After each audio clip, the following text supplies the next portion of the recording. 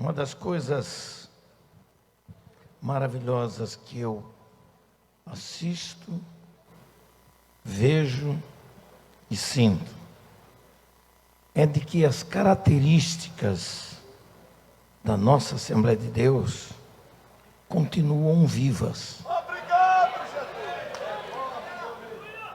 Quando ouvimos esse testemunho acerca do garoto, fiquei maravilhado em saber que o Senhor continua a operar milagres. Hoje, esta reunião se traduz numa experiência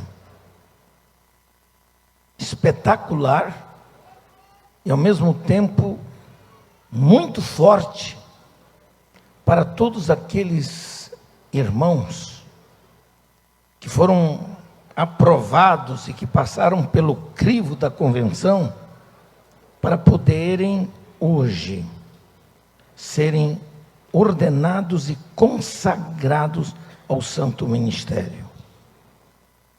E isso, sem dúvida, é uma das grandes alegrias da vida daqueles que são chamados pelo Senhor para exercer o ministério.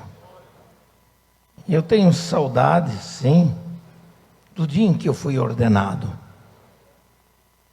com 20 anos de idade. Depois de um testemunho dos próprios pastores do estado de Santa Catarina, acerca da minha vida, eles tomaram a decisão, até extrapolar um pouco o padrão tradicional da convenção, de que para ser consagrado eu teria que passar pelo menos 10 anos de experiência. Mas eu era praticamente o único jovem que começou a se destacar no estado e começou a se tornar um tipo de referencial para outros jovens.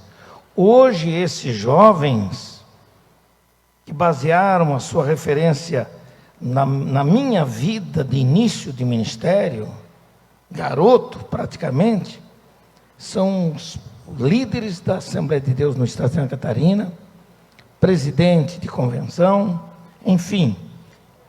Eu louvo o Senhor, porque a sementinha plantada germinou e ela produziu frutos para a honra e glória do Senhor. Completei agora em janeiro, dia 6 de janeiro, 56 anos de ministério. E sou o homem mais feliz da terra. Com todas as vicissitudes que enfrentei, passei no ministério, indispensáveis e irrecusáveis na nossa vida, eu fui abençoado pelo Senhor. E continuo sendo abençoado. O Espírito de Deus me deu uma palavra que eu gostaria de compartilhar com toda esta igreja, com todos os obreiros que estão aqui presentes. E eu louvo ao Senhor por este privilégio. E eu gostaria de convidá-los a abrirem as suas Bíblias no Evangelho de Mateus, no capítulo 20. Evangelho de Mateus, no capítulo 20, versículos de 1 ao 16. Eu quero aproveitar este ensejo, por ser a última reunião que eu estou com os irmãos hoje, para agradecer ao meu querido presidente, a toda a diretoria desta convenção, a todos os demais irmãos que concordaram em trazer a mim, pastor Erivaldo, para estarmos aqui compartilhando a palavra de Deus com vocês. Foi uma experiência maravilhosa e a gente fica com o coração assim quase saindo pela boca por ver o grande amor e carinho dos irmãos com a gente. Quando eu vejo os irmãos procurando a gente para bater uma foto, eu fico imaginando, meu Senhor, quanto amor, eu não mereço tanto, mas o Senhor é bondoso e maravilhoso e nos concede estas bênçãos. Eu agradeço a Deus, a acolhida de todos aqui. Eu estou certo de que esta convenção hoje, vem à minha mente com um retrato muito vivo de uma convenção que está saudável, de uma convenção que está com saúde espiritual. E Deus tem muitas coisas a serem realizadas aqui, ainda sem dúvida alguma, para a glória do seu nome. Mateus capítulo 20, nos versículos de 1 a 16. E a palavra nos diz assim: porque o reino dos céus é semelhante a um homem pai de família, que saiu de madrugada a assalariar trabalhadores para a sua vinha. E ajustando com os trabalhadores a um dinheiro por dia, mandou-os para a sua vinha. E saindo perto da hora terceira, viu outros que estavam ociosos na praça. E disse-lhes: ide vós também para a vinha, e dar-vos-ei o que for justo. E eles foram. E ainda outra vez, perto da hora sexta e nona, fez o mesmo. E saindo perto da hora 11ª, encontrou outros que estavam ociosos e perguntou-lhes: por que estáis ociosos todo dia? Disseram-lhe eles: porque ninguém nos assalariou. Diz-lhes ele: ide vós também para a vinha, e recebereis o que for justo. E aproximando-se a noite, diz o senhor da vinha ao seu mordomo: chama os trabalhadores e paga-lhes o salário, começando pelos derradeiros até aos primeiros. E chegando os que tinham ido perto da hora 11ª, receberam um dinheiro cada um. Vindo, porém, os primeiros, cuidaram que haviam de receber mais, mas, do mesmo modo, receberam um dinheiro cada um. E, recebendo-o, murmuravam contra o pai de família, dizendo: esses derradeiros trabalharam só 1 hora, e tu os igualaste conosco, que suportamos a fadiga e a calma do dia. Mas ele, respondendo, disse a um deles: amigo, não te faço injustiça. Não ajustaste tu comigo um dinheiro? Toma o que é teu e retira-te.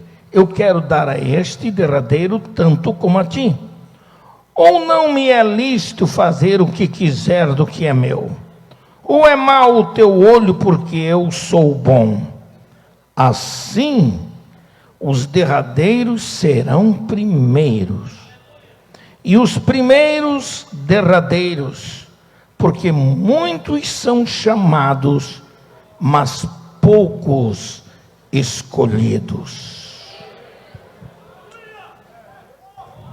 Eu gostaria de dar destaque especialmente ao versículo 6, quando diz assim: e saindo perto da hora 11ª.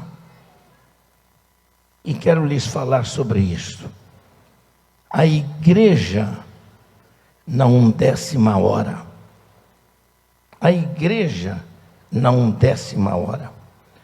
Para entendermos esta parábola de Jesus, na cultura do Oriente Médio, especialmente na cultura judaica, um dia equivale ao tempo de 12 horas.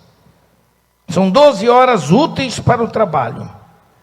As outras 12 horas entram no período noturno, que se inicia geralmente perto das 18 horas, quando o sol já se põe atrás das montanhas, e termina às 6 horas aproximadamente da manhã do dia seguinte, daquele outro dia.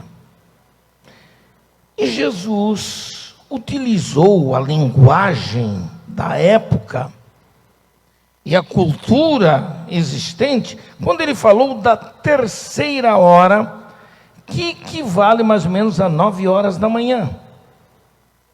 Ele falou da sexta hora igual a 12 horas, ou seja, o meio-dia. Depois ele fala da nona hora, que é igual às 15 horas. A partir de são 3 horas da tarde. Por fim, Jesus quebra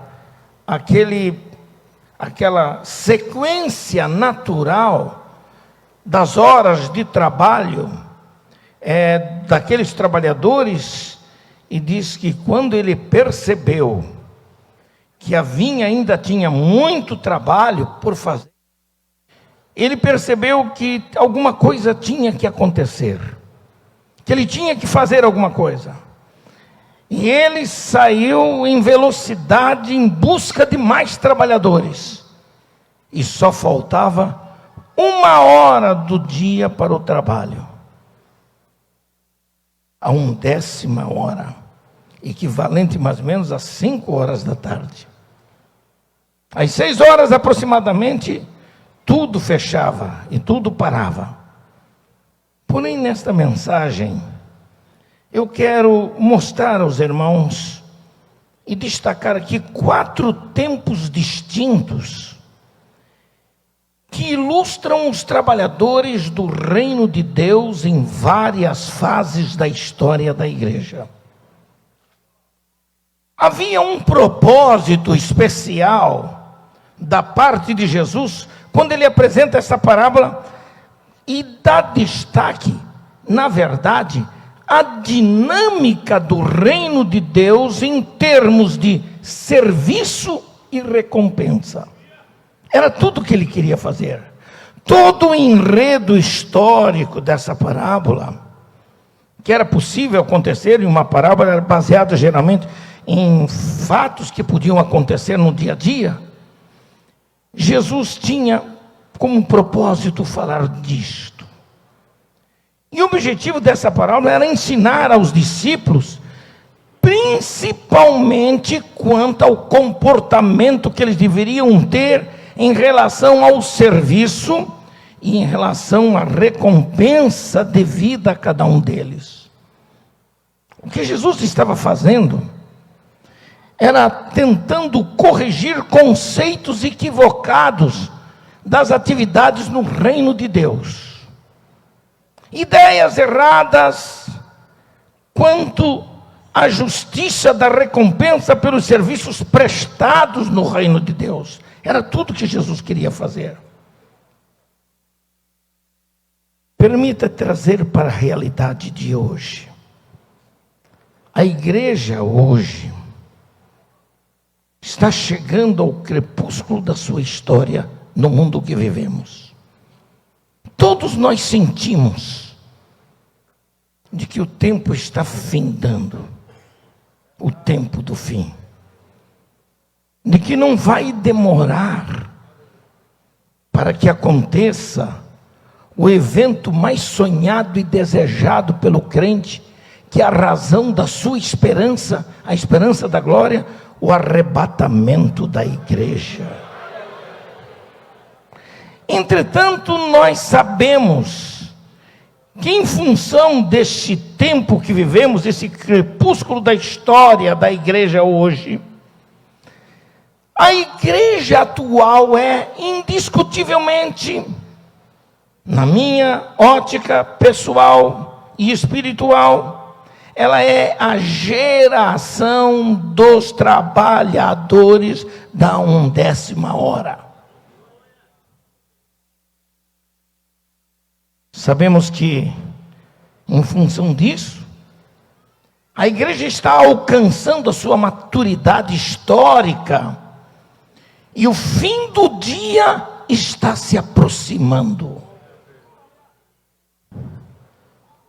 Estamos nos aproximando da 12ª hora, no Kairos de Deus, e isso significa que nós somos a geração da 1/10 hora, nos propósitos divinos, não tenham dúvida disso.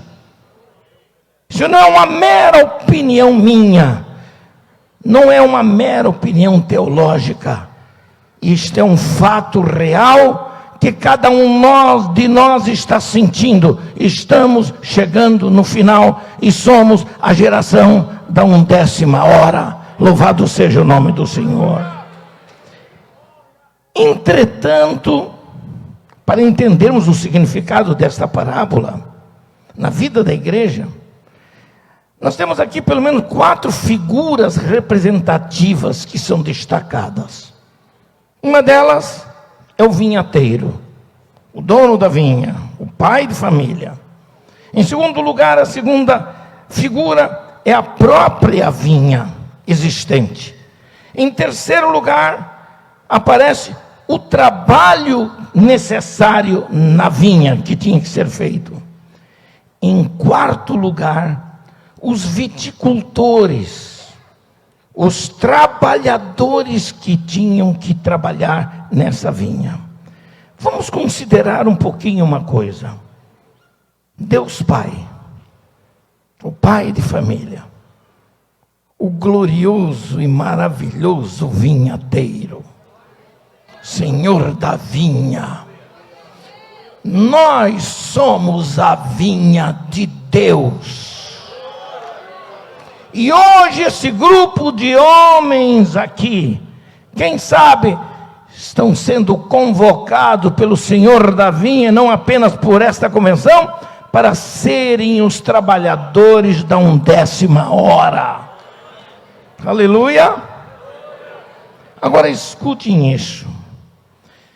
Naturalmente toda essa parábola precisa ser interpretada aqui, sem nenhuma especulação teológica, porque não queremos burlar princípios hermenêuticos que venham comprometer o ensino que Jesus queria dar aos seus discípulos.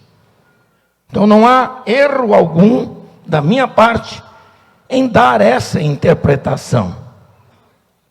Não podemos dogmatizar nenhuma interpretação extra-bíblica nesta parábola.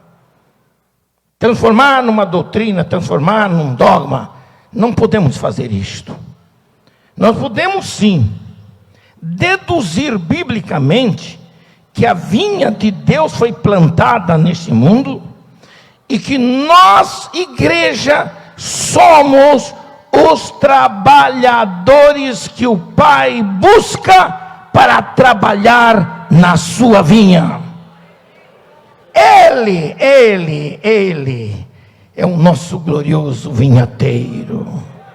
Ele é o Senhor da vinha, e Ele espera que esta vinha produza bons frutos, e para que ela produza bons frutos, é necessário que os trabalhadores cuidem da vinha plantada, que limpem a vinha, arranquem os brotos fora de tempo, matem os pequenos bichinhos que invadem a vinha, para destruírem esta vinha e o seu fruto. É preciso entendermos isto. Mas isso vem revelar para nós o que aconteceu com este pai, com este vinhateiro. Ele percebeu que a vinha amadureceu e que os trabalhadores que ele tinha não eram suficientes para darem conta do trabalho na vinha. Não eram suficientes. Então ele sai de manhã cedo a convocar, a convidar e oferecer salário para que trabalhadores trabalhassem na sua vinha. Isso ele esperava acontecer. Por quê? Porque ele está preocupado com a sua vinha. Vocês creem que Deus está preocupado com a sua vinha na terra?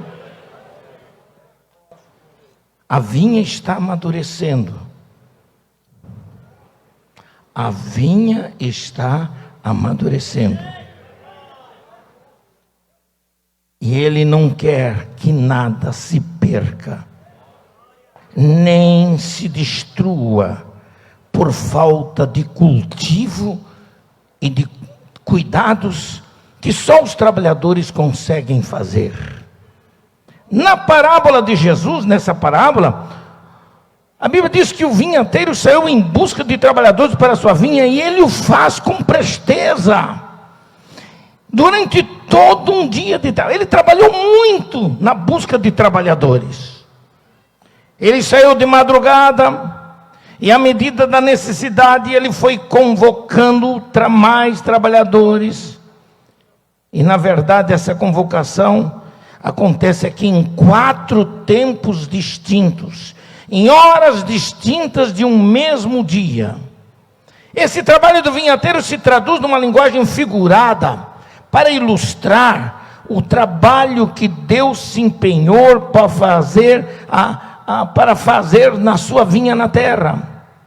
Na nossa vida cotidiana, as horas representam períodos ou tempos específicos de nossas atividades cotidianas. Entretanto, na linguagem bíblica, essas horas têm uma simbologia especial. E nós temos que levar em conta isto. Vejam que na parábola nos deparamos com um período de 12 horas de um dia judaico.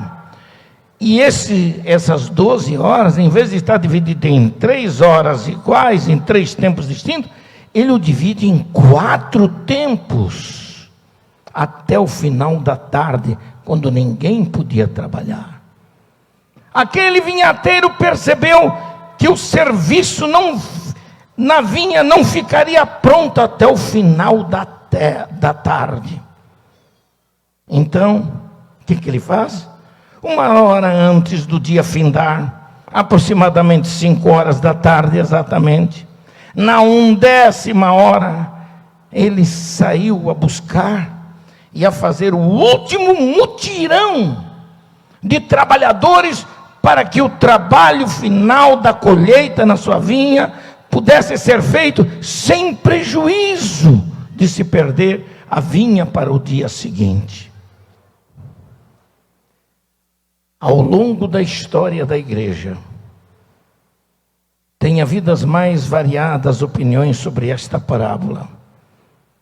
E não queremos forçar nenhuma interpretação aqui, mas nós vamos, na verdade, procurar entender que historicamente na vida da igreja, dentro desses 4 períodos especiais, Deus levantou desde o nascimento da igreja os grandes líderes da igreja, os trabalhadores mais preparados e denodados da igreja no início.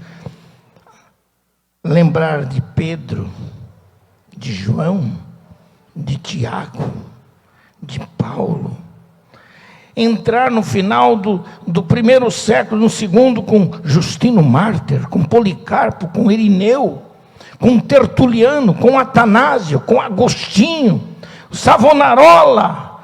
Depois, na Idade Média, nos deparamos com Martinho Lutero, com Zwinglio, com João Calvino, com João e Carlos Wesley e tantos outros, que foram os trabalhadores na vinha do Senhor em tempos distintos. É bem verdade que as várias dissidências no seio da igreja, até a Idade Média, originaram algumas igrejas conhecidas como as igrejas ortodoxas, a católica, a romana, a anglicana especialmente. E na Idade Média dos séculos XV e XVI, eclodiu, por uma inspiração do Espírito Santo, uma ação poderosa do Espírito Santo na vida de Martinho Lutero, que promoveu, sem dúvida alguma, uma libertação das travas romanas, que estava deixando a vinha morrer e se desfazer pouco a pouco.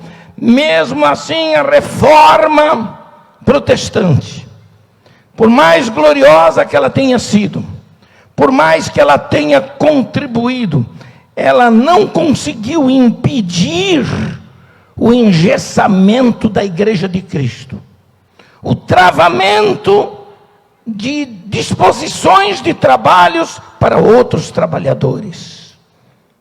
A igreja da reforma com 2 séculos de reforma, de repente torna-se seca, uma igreja bitolada por muitas regras e muitos ritos, amarradas por tantos rituais que impediam a operação livre do Espírito Santo nos cultos. Porém, há sempre um porém, nos propósitos de Deus. E sabe o que acontece? A partir dos séculos 18, 19 e 20, os grandes avivamentos espirituais mudaram a feição do cristianismo.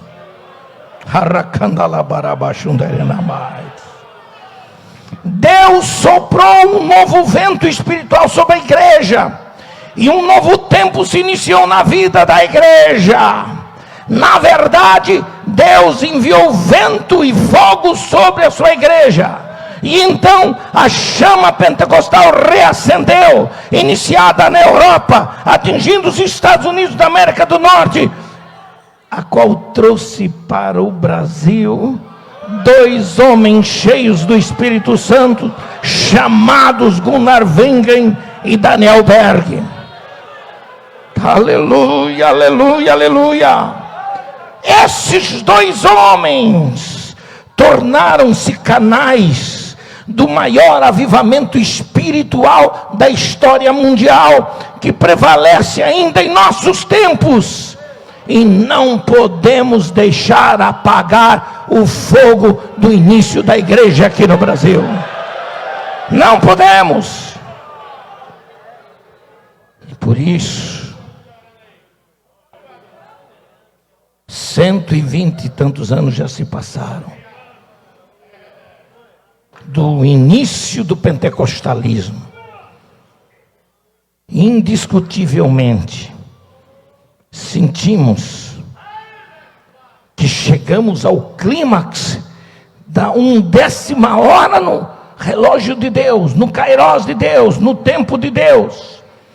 Esse é o tempo que o Espírito Santo quer que nós, hoje, aqui nesta reunião, tomemos consciência como um tempo urgente. Por quê? Porque a vinha está madura para a colheita.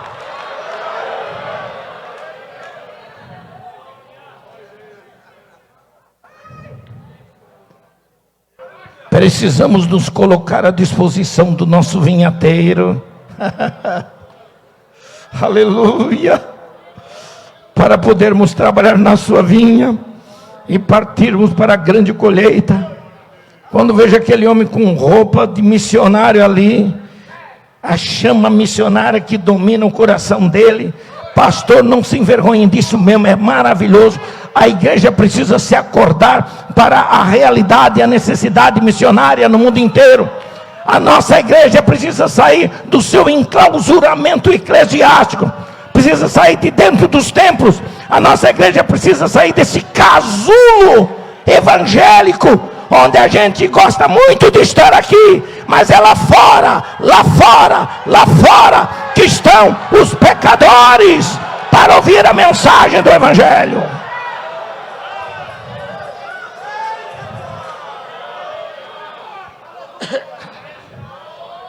A segunda figura importante dessa parábola é a vinha que está madura para a colheita das uvas. A vinha. Falamos do vinhateiro. Quero falar agora da vinha.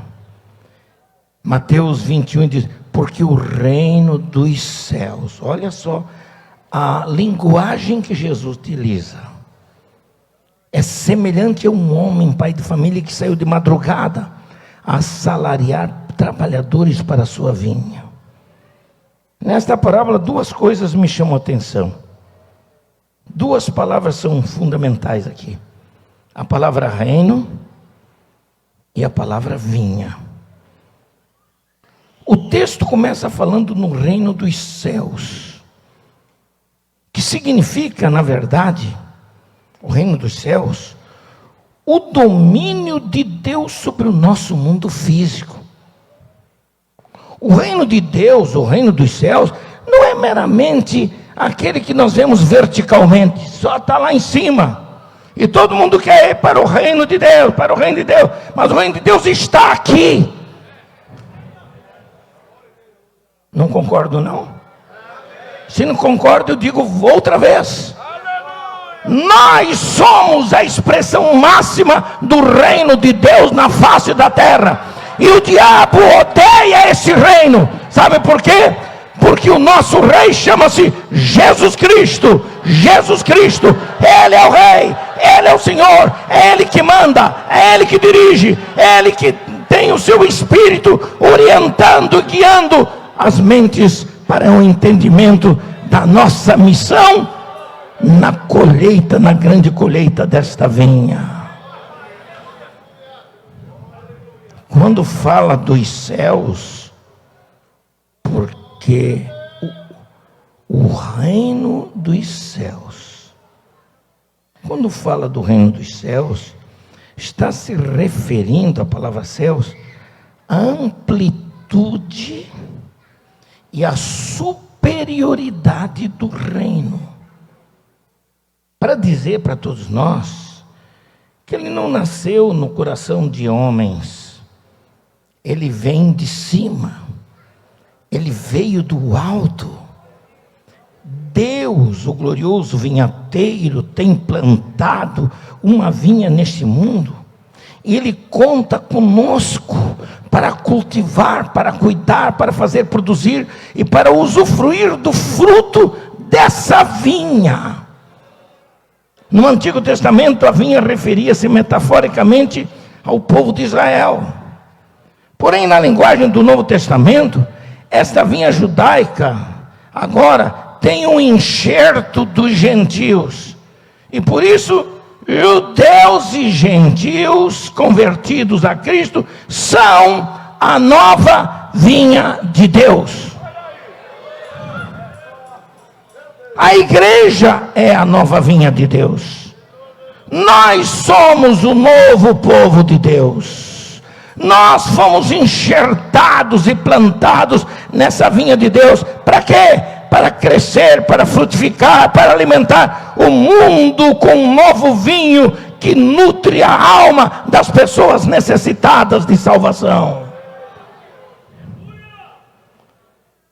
Na versão da NVI, que é uma boa versão, tem muita gente falando mal aí, porque não sabe nada de Bíblia. Se soubesse, não ia falar mal, mas é uma boa versão.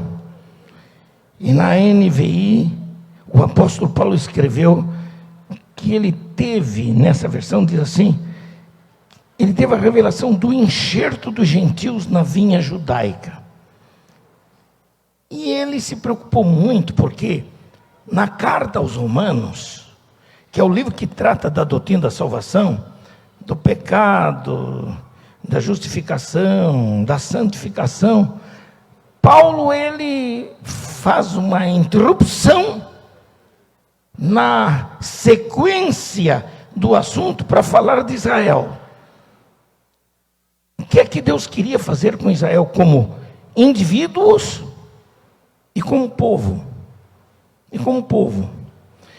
E Paulo teve coragem suficiente para dizer assim: se alguns ramos foram cortados, e você, sendo oliveira brava, está falando para gentil, foi enxertado entre os outros, e agora participa da seiva que vem da raiz da oliveira cultivada, não se glorie contra esses ramos. Sabe o que Paulo fez?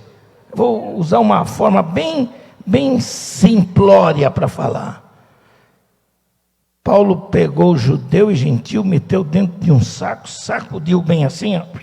Agora nem judeu nem gentil, mas igreja,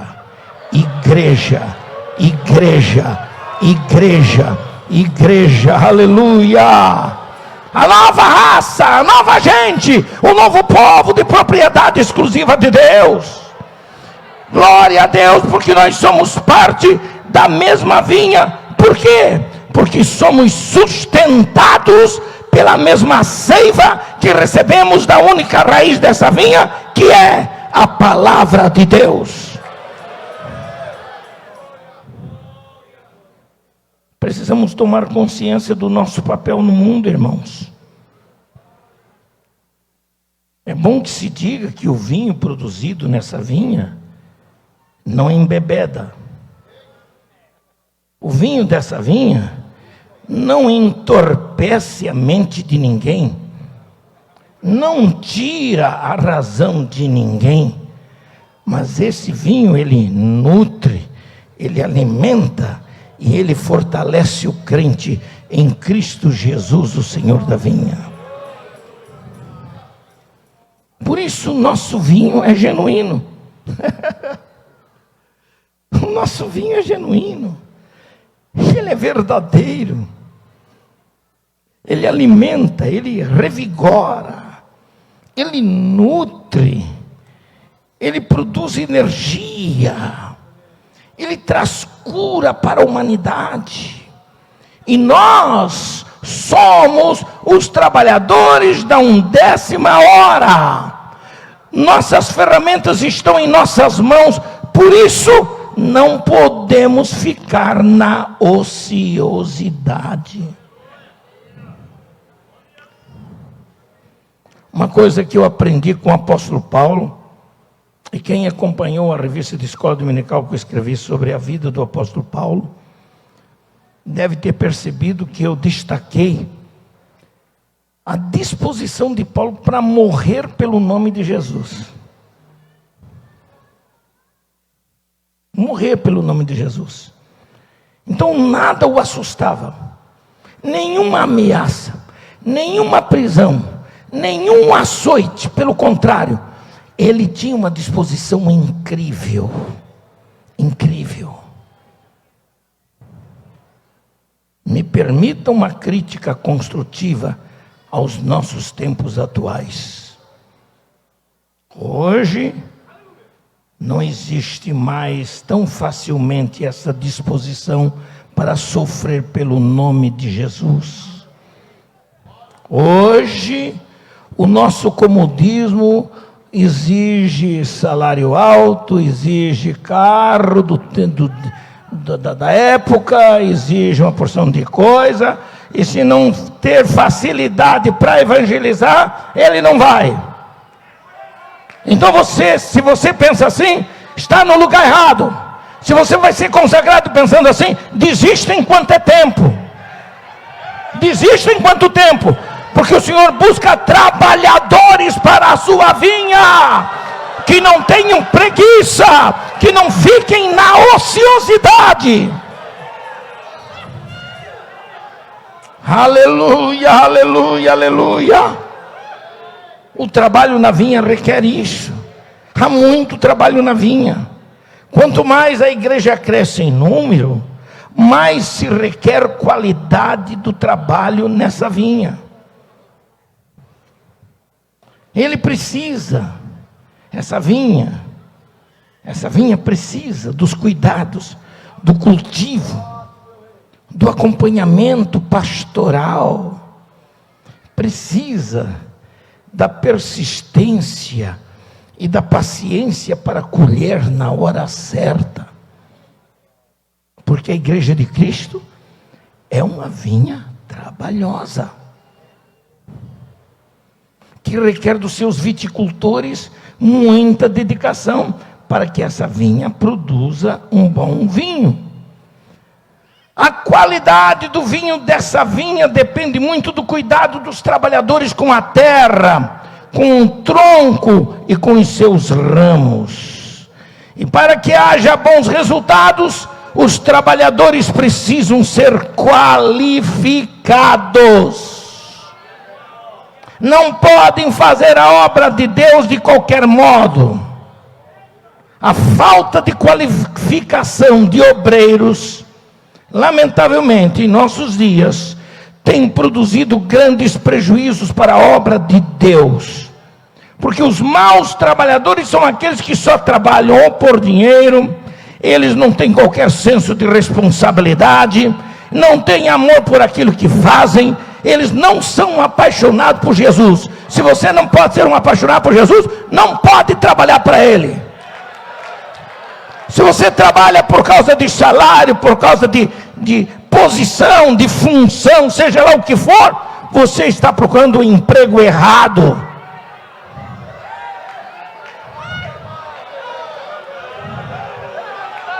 Se isso é ser da velha guarda, então eu sou da velha guarda, sim, porque preserva aqueles valores do início da igreja, quando não havia salários, quando não havia qualquer outra coisa. Deus quer disposição, e tudo que acontecer de bom é que você vai usufruir do fruto do seu trabalho nessa vinha.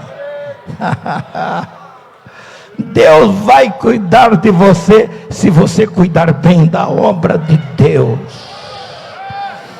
Sabe o que o apóstolo Paulo exortou a Timóteo? Disse o seguinte: procura apresentar-te a Deus aprovado, como obreiro que não tem de que se envergonhar, que maneja bem a palavra da verdade. Diz a parábola que aquele homem, aquele vinhateiro, saiu a buscar pessoas que estavam sem serviço, que estavam ociosos, que estavam esperando uma oportunidade de trabalho. Quando uma igreja para de crescer e se preocupa apenas com as coisas triviais da vida eclesiástica, ela tende a tornar-se ociosa, vazia e incapaz de produzir. Existem igrejas hoje que mais parecem museus de cera. Parecem mais cemitérios onde o vazio e o silêncio indicam morte. Mas eu creio com toda a minha alma, com todas as minhas forças, numa ação poderosa do Espírito Santo para despertar as igrejas para a última hora.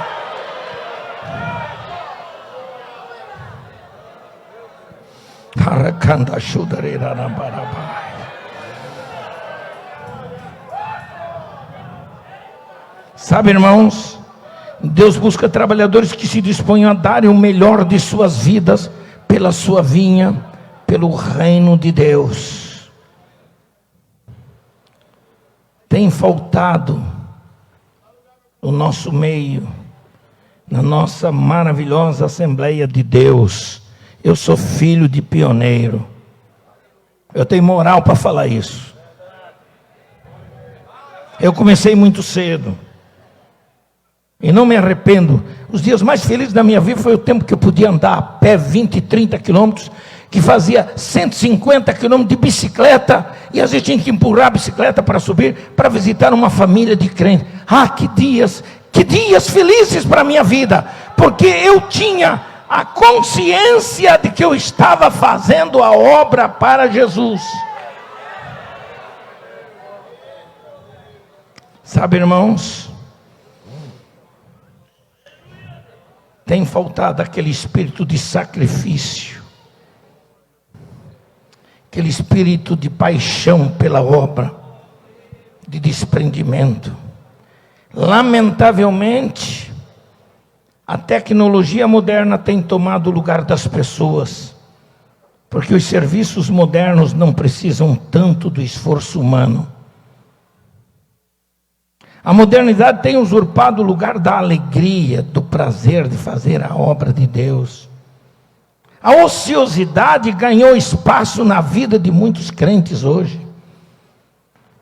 As nossas igrejas hoje, por aí afora, se parecem muito mais empresas de serviço, onde os trabalhadores só se preocupam com salários, com recompensas e com méritos pessoais.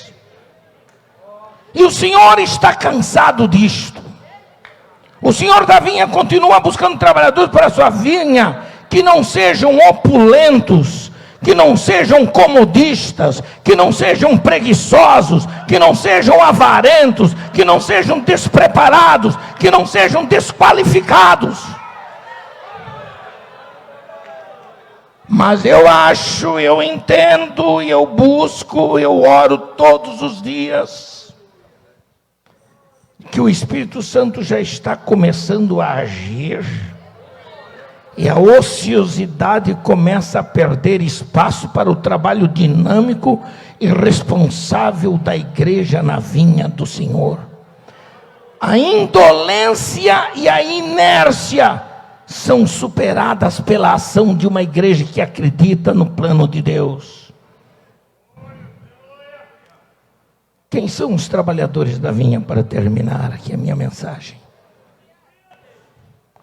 Um homem que saiu de madrugada a buscar trabalhadores para a sua vinha. Durante todo o dia, aquele homem da vinha buscou trabalhadores que trabalhassem com desvelo, com responsabilidade, para que a vinha não viesse a sofrer solução de continuidade. Nos 3 últimos períodos, da 3ª, da 6ª e da 9ª horas, o vinhateiro encontrou trabalhadores para a sua vinha. Mas quando ele foi perceber, faltava muita coisa ainda para terminar o trabalho. Então, ele sentiu isto. Ele sentiu que precisava fazer alguma coisa. Na verdade, cada trabalhador cumpria o seu papel com direito ao seu salário por aquilo que ele havia feito na vinha daquele senhor. Porém, foi no entardecer, foi no crepúsculo do dia, foi na noite, na última hora antes que o sol se pusesse no horizonte, foi na 11ª hora que o vinhateiro buscou o último mutirão de trabalhadores para a sua vinha. Na história da igreja, nós entramos nessa última hora. Eu acho que a palavra de João, na sua epístola, na primeira epístola, quando ele diz: filhinhos, é já a última hora. Essa palavra nunca teve tanto literalismo, tanta realidade como agora. Filhinhos, é já a última hora.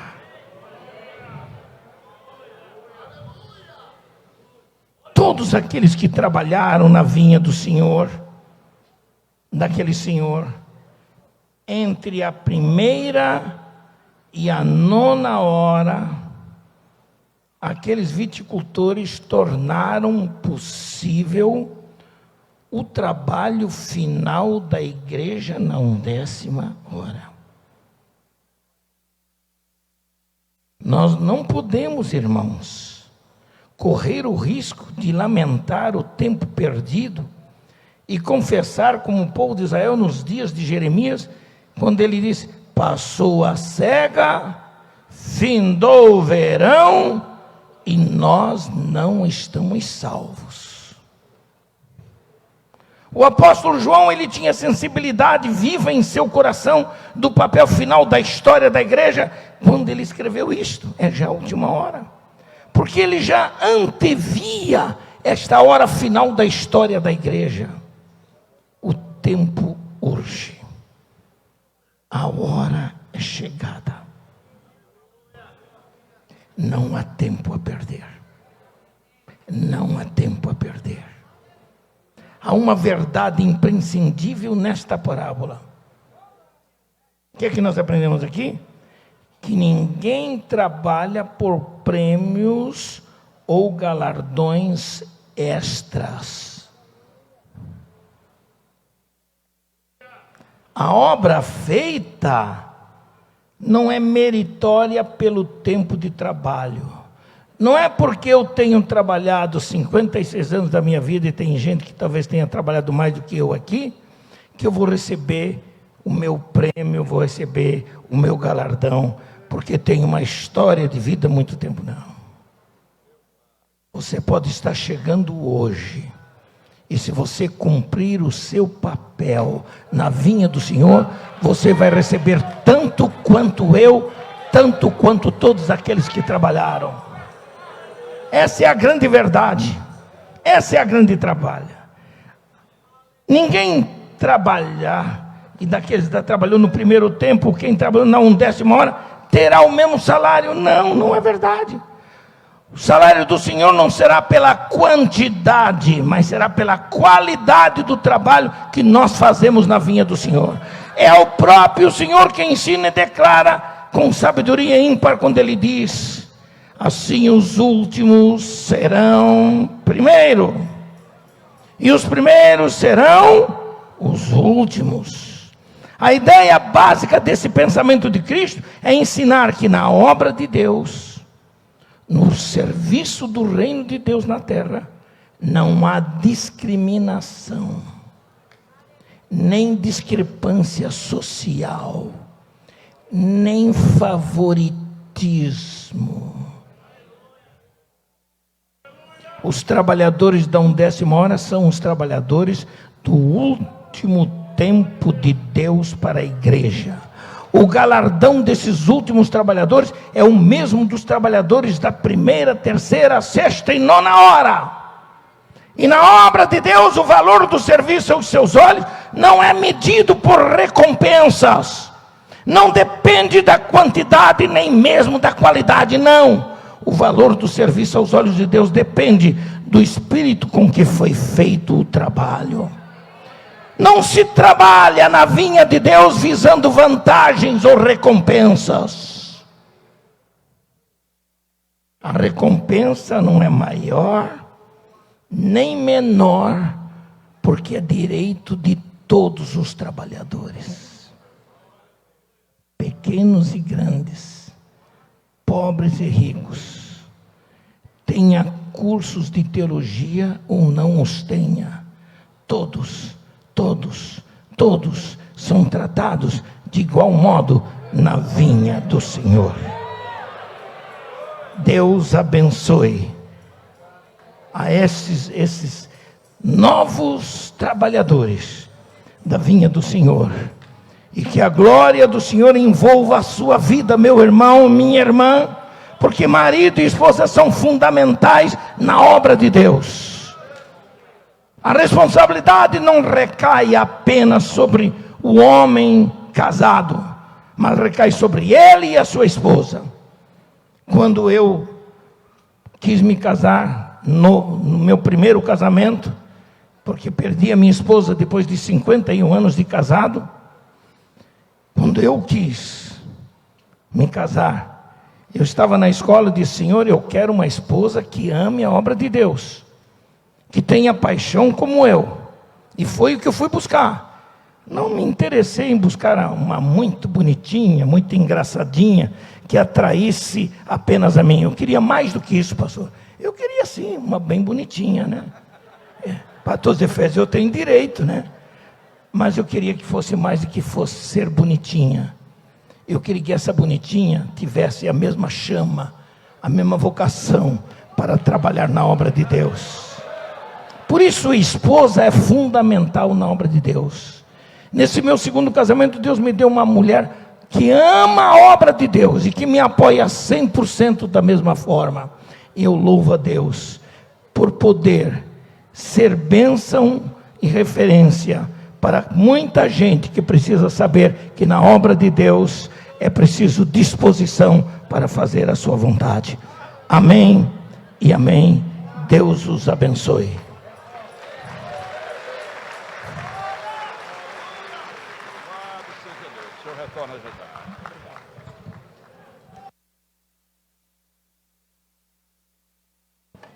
Louvado seja Deus. Amados, nossa gratidão a Deus pela palavra que acabamos de receber da parte do Senhor por intermédio de seu servo. Louvado seja Deus. Já estaremos orando pelos consagrandos. Temos aqui uma informação. Pastor Elinay Cabral vai ministrar a palavra do Senhor sexta e sábado na igreja do Senhor que está em Praia de Moitas. Ok. O pastor Valdir Paz estará recebendo o pastor Elianaí Cabral para ministrar esses 2 dias na Igreja do Senhor em Praia de Moitas. Agora todos os consagrandos, de pé, todos os consagrandos, glórias ao Senhor. Todos os consagrandos de pé. Olha aí, gente, que batalhão abençoado. Glórias ao nome do Senhor.